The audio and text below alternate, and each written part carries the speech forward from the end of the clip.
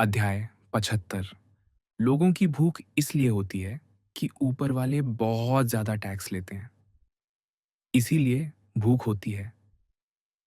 लोगों का संभालना मुश्किल इसलिए होता है कि ऊपर वाले बहुत कुछ करते हैं, इसलिए संभालना मुश्किल होता है।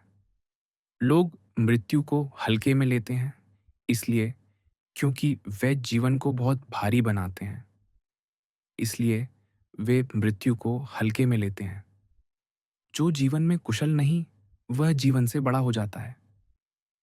प्रिय आत्मन, आज लाओ से तुम्हें एक बहुत पुराने, बहुत सूखे खेत के किनारे खड़ा करते हैं।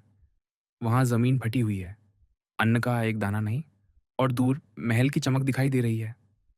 वे उस फटी जमीन पर हाथ फेरते हुए बहुत धीमी, बहुत दुख भरी आवाज में कहते हैं, देखो, ये सब ऊपर वालों के बहुत ज्यादा करने से हुआ है। लोगों की भूख इसलिए होती है कि ऊपर वाले बहुत ज्यादा टैक्स लेते हैं। हम सोचते हैं कि भूख इसलिए है क्योंकि अन्न कम है, पर ताओ कहता है, नहीं, भूख इसलिए है क्योंकि ऊपर वाले बहुत ज्यादा लेते हैं। वे धन लेते हैं, सम्मान लेते हैं, अधिकार लेते हैं। वे लोगों का खून चूसते हैं और महल चमकाते हैं। संत इसलिए कभी ज्यादा नहीं लेता, वह बहुत कम लेता है, बहुत कम चाहता है, और इसी कम में लोगों के पेट भर जाते हैं। लोगों का संभालना मुश्किल इसलिए होता है कि ऊपर वाले बहुत कुछ करते हैं। जितना ज्यादा ऊपर वाले करेंगे, उतना ही लोग विद्रोही हो जाएंगे। जितने ज्यादा कानून, उतने ही अपराध। जितनी ज्यादा सजाए, उतना ही छिपकर पाप। संत इसीलिए कुछ नहीं करता, वह बस बैठा रहता है, वह बस मुस्कुराता है, और लोग उसके पास आकर अपने आप संभल जाते हैं। वे अपने आप अच्छे हो जाते हैं। लोग मृत्यु को हल्के में लेते हैं, इसलिए क्योंकि वे जीवन को बहुत भारी बनाते हैं।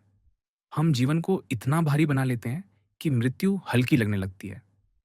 बहुत सारे नियम, बहुत सारे बोझ, बहुत सारी जिम्मेदारियां।